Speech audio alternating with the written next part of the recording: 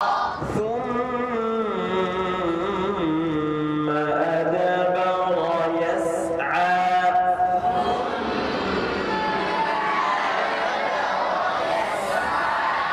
فحشر فنادى أعوذ بالله كلا ऊपर लो आवाज ठीक أعوذ بالله تا ثا جيم دال ذال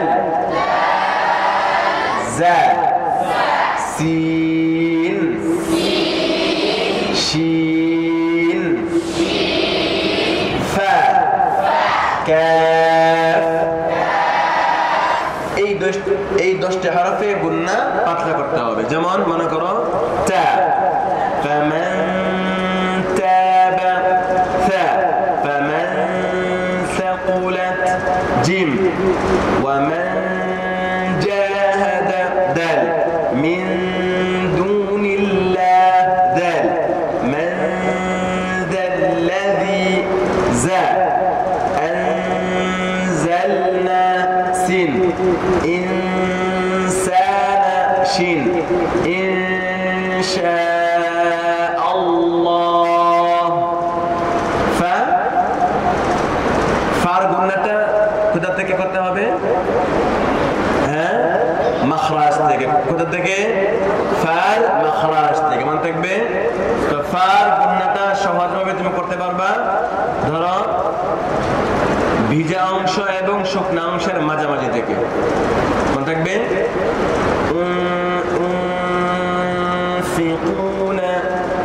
মনে থাকবে আনফুসাকুম ফার গুণা কোথা থেকে করতে হবে?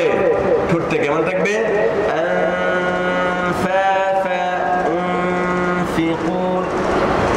আর কাফ গুণাটা কি হবে? পাতলা হবে। তাহলে তোমরা কি বুঝলা? মোটা কয়টি হরফে গুণা মোটা করতে হবে?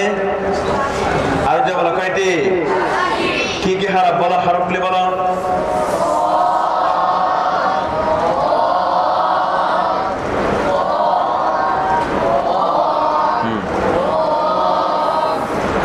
আর কয়টা হরফে গুণা পাতলা হবে? 10টি। কয়টি? কি কি হরফ?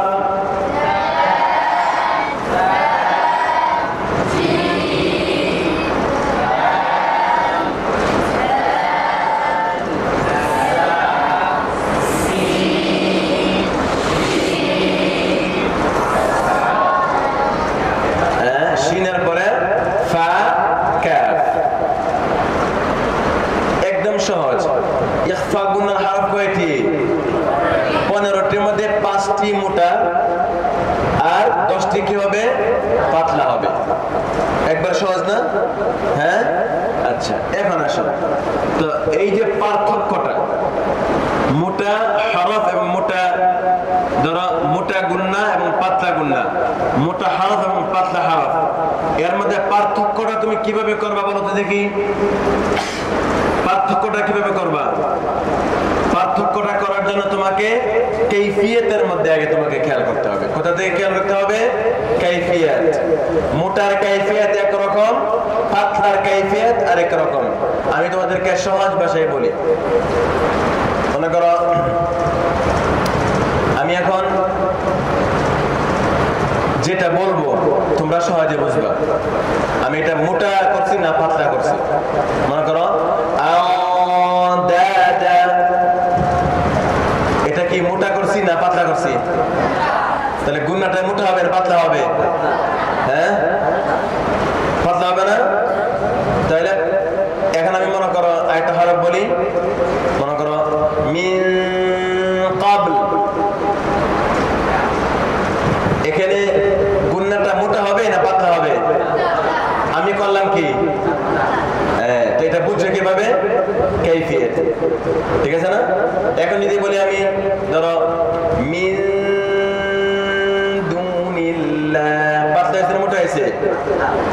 আবার যদি বলি মিয়া দুনিল্লাহ, পাতলা হয়েছে মোটা হয়েছে? তাহলে তোমাকে পার্থক্যটা কিভাবে করতে হবে? কাইফিয়ত দিয়ে। কোথা থেকে? কাইফিয়ত থেকে তোমাকে কি করতে হবে? পার্থক্য বোঝাইতে হবে। এখন ধরো একটি হরফ মোটা, ধরো মনে করো সাদ, এখন আমি বলি সাদ, এটা আমি হরফটা মোটা করলাম না পাতলা করলাম? পাতলা করছি না পাতলা, বোঝা গেছে না? তো মূলত এটা কি হবে? পাতলা হবে না মোটা হবে?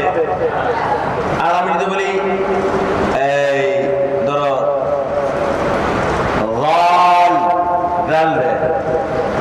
এটা কি মোটা হয়ে গেছে না? মূলত এটা কি পাতলা। তো এখন তোমরা যেহেতু মোটা হরফ এবং পাতলা হরফ শিখছো, মোটা গুণনা পাতলা গুণনা শিখছো, এখন তোমাদেরকে কোন জিনিসটা অনেক গুরুত্বপূর্ণ, কোন জিনিসটা বলো তো দেখি? ওই পার্থক্যটা করার জন্য তোমাকে কাইফিয়ত সহকারে পড়তে হবে। কিভাবে পড়তে হবে? কাইফিয়ত সহকারে উচ্চারণটা তোমাকে এখন করে শিখতে হবে। মনে থাকবে সবার? এখন তুমি যদি কাইফিয়তটা না করতে পারো, তুমি মোটা পাতলা পার্থক্যটা বুঝাইতে পারবা না। বুঝাইতে পারবা? আমি তোমাদেরকে যে উদাহরণগুলি দিয়েছি তোমরা বুঝতে পারছো তো না? হ্যাঁ, বুঝাইতে পারবা? এই জন্য তোমাকে আগে কাইফিয়ত শিখতে হবে। তো সবাই এদিকে মনোযোগ দেও। নামাজের সূরাতে বসো, কাতার সোজা করে বসো।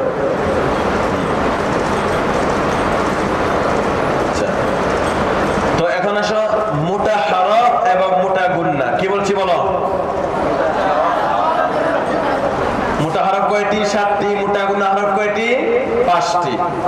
তো মোটা হরফ এবং মোটা গুণনা যখন তুমি পড়বা, এই মনোযোগ দাও, মোটা হরফ এবং মোটা গুণনার হরফ যখন তুমি পড়বা, তখন তোমার ঠোঁটের কাইফিয়ত কেমন করতে হবে? তোমার ঠোঁটের ভঙ্গিটা কেমন করতে হবে? তোমার ঠোঁটের আলামতটাকে কেমন করতে হবে? দুই ঠোঁট স্বাভাবিক রাখতে হবে। কেমন রাখতে হবে? স্বাভাবিকভাবে খোলা। মনে থাকবে কোন দিকে? উপরে নিচে। বুঝে আসছে সবার?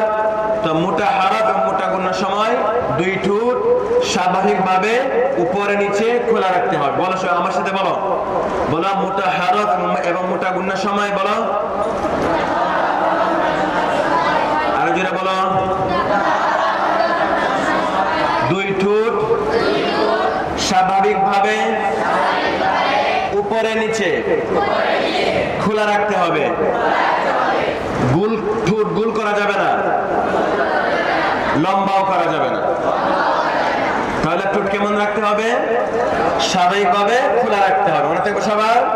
কোন দিকে? উপরে নিচে। যেমন স ওয়া স আও সরি, ঠিক আছে?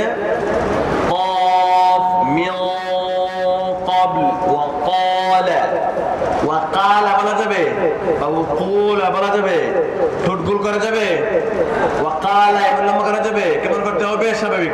وقال وقال فقال এমন। আচ্ছা, তো তোমরা কি শিখলা?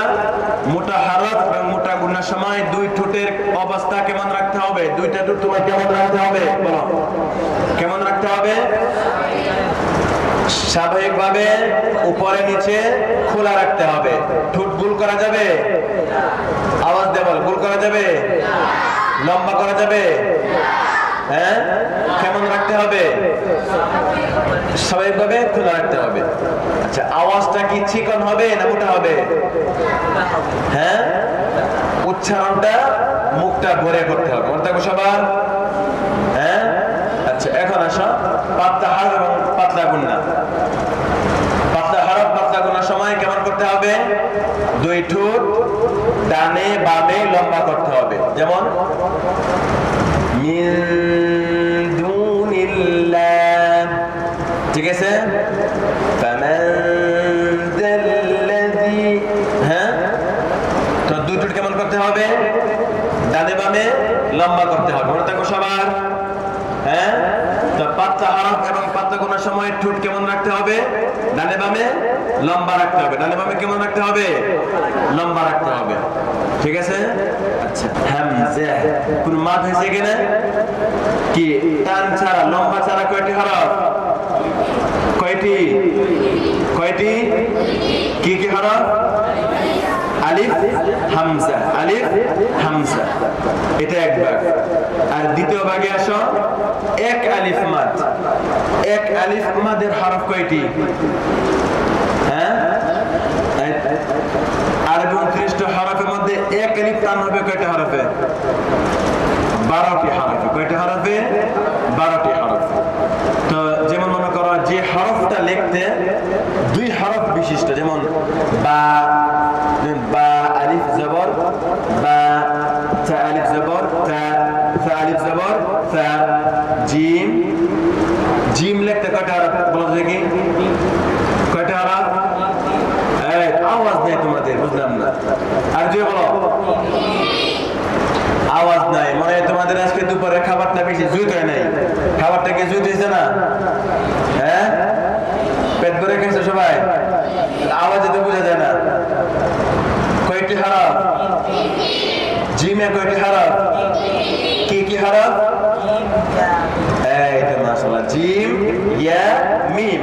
তাহলে দাল কয়টি হরফ? কি কি হরফ? এই তো দাল, আলিফ, লাম, صاد কয়টি হরফ? কি কি হরফ? صاد, আলিফ, দাল। তা কয়টি হরফ? কি কি হরফ? এই তো মাশাআল্লাহ, বুঝা সবার বুঝা আসছে? তো যে হরফটা লিখতে দুই হরফ বিশিষ্ট হরফ, যেমন বা, তা, সা, হা, খ, রা, জা, তা, গা, ফা, ঠিক আছে না? তারপরে কি? তারপরে হ্যাঁ, তারপরে কি? হা, ইয়া, ঠিক আছে? এই 12টি হরফে উচ্চারণ কি হবে? এক আলিফ লম্বা করতে হবে।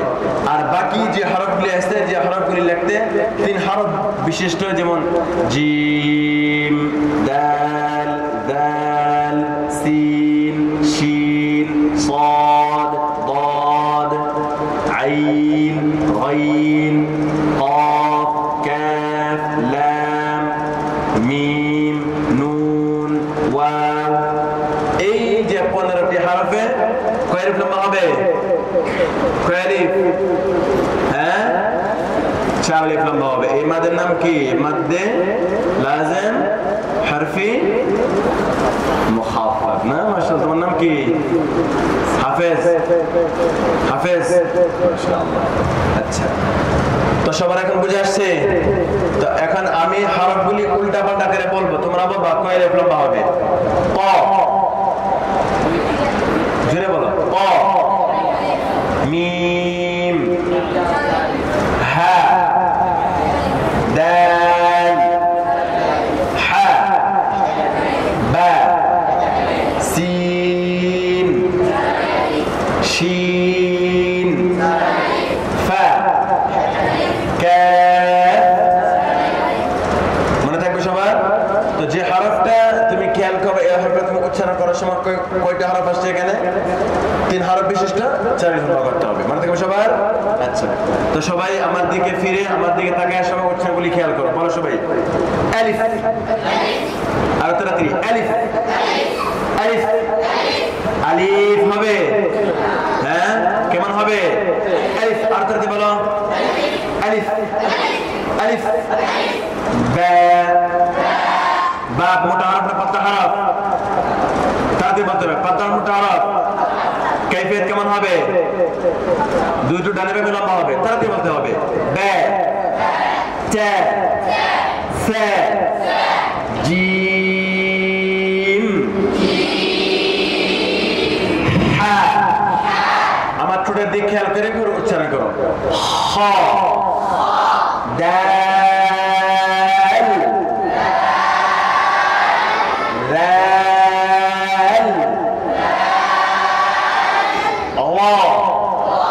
মোটা হবে না পাতলা হবে? মোটা হবে, পাতলা হবে। মোটা কখন হবে?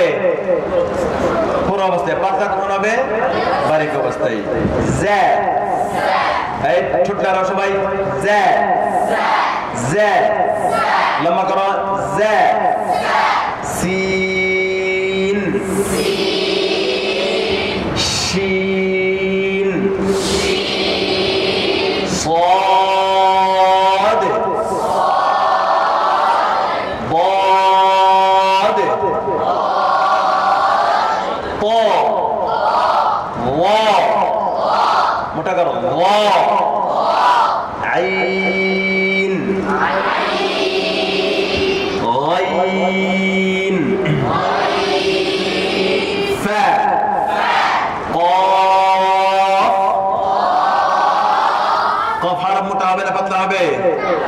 মোটা হরফ উচ্চারণ করার সময় দুই ঠোঁটের কাইফিয়ত কেমন করতে হবে? গোল করা যাবে না, লম্বাও করা যাবে না। তাহলে কি করতে হবে? স্বাভাবিক। মনে থাকবে সবার কি রাখতে হবে? স্বাভাবিক। তো সবাই বলো কফ, কাফ, লাম, মিম, নুন, ওয়াও, হা, হামজা,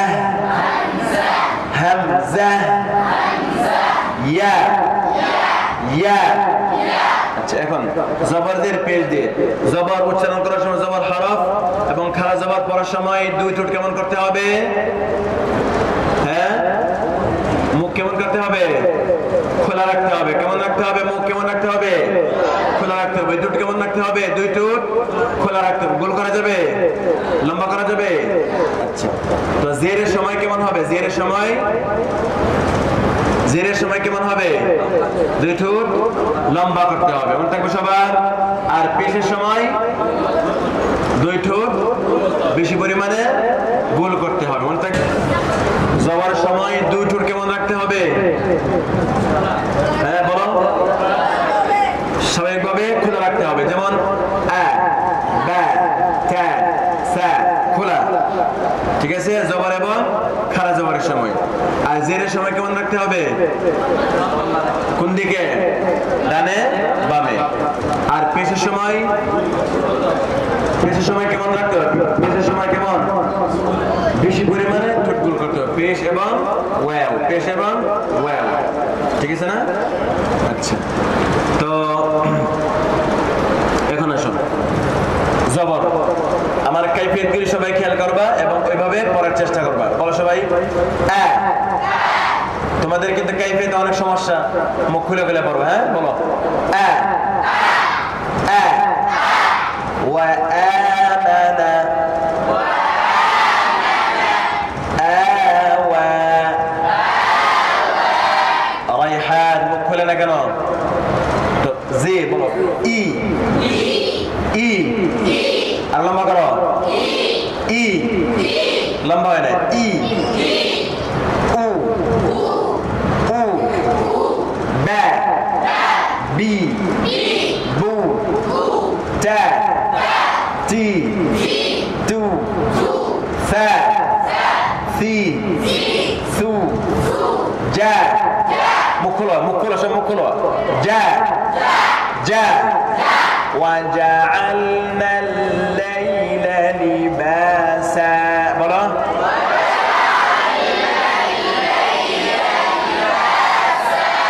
تبارك الذي جعل في السماء بروجا. বলো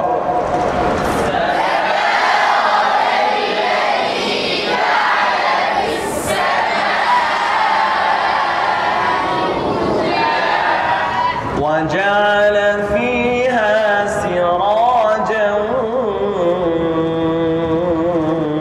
وقمرا منيرا. بلا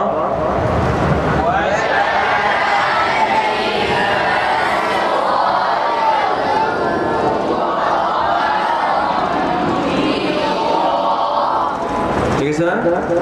তারপরে হা, حي، حو، خا، خي، خو। জবর খারা জবরের সময় বেশি করে মুখ খোলো।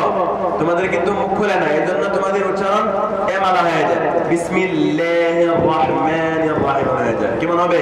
বিসমিল্লাহির রহমানির সু, বা, ضي، ضي، ضي، والأرض. بلا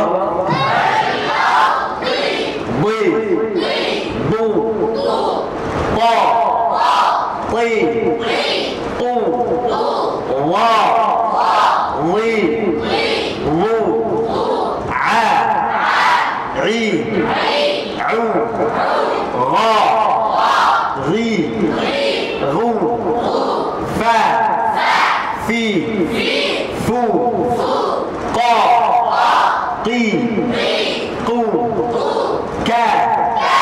কি কু লা লি লু মা মি মু না নি নু ওয়ে উই উ হা হি হু আ ই উ ইয়া ই ইউ।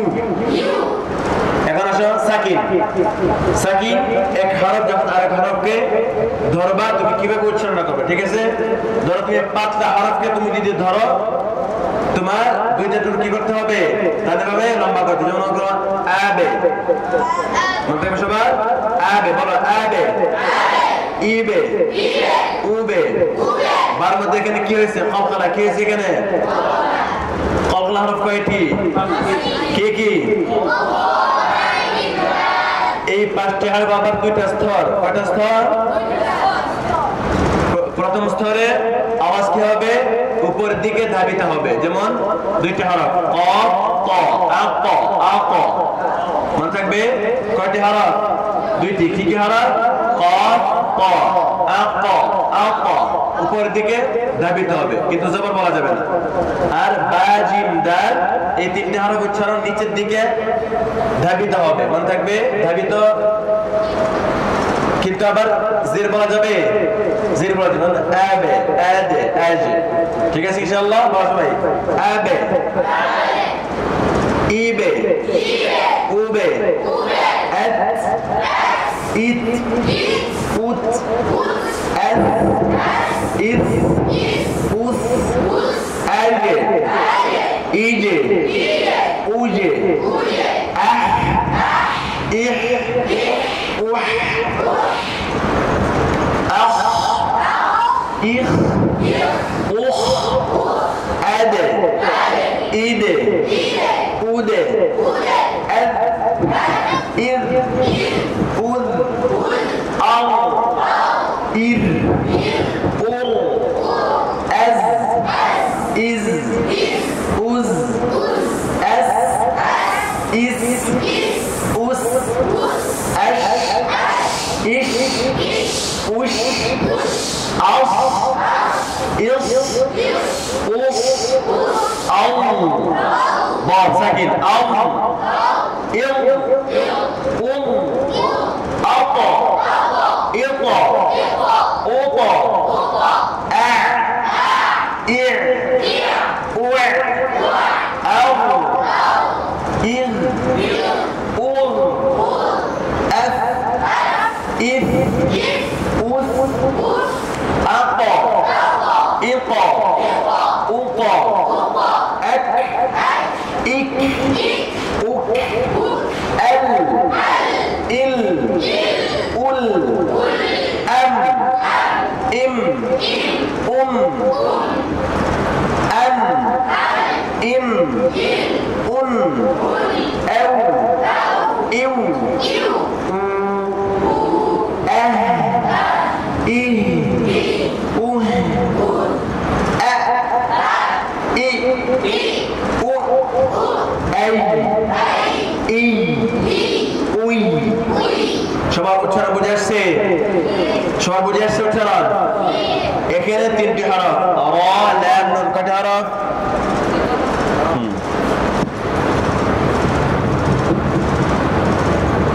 র লাম নুন। এই তিনটি হরফ উচ্চারণ করার সময় কি করতে হবে? কি করতে হবে? মাখরাজের যে স্থানটা আছে পরিষ্কারভাবে তোমাকে দেখাইতে হবে। আর যদি না দেখাও তখন অন্য মাখরাজে চলে যাবে। যেমন মনে করো র আও র, এখন যদি তুমি মাখরাজ না দেখা আ র, হ্যাঁ মনে হয় ঠোঁটে চলে গেছে। আর আন্না যদি মাখরাজটা না দেখে পড়ো আন্না মিম হয়ে যাবে।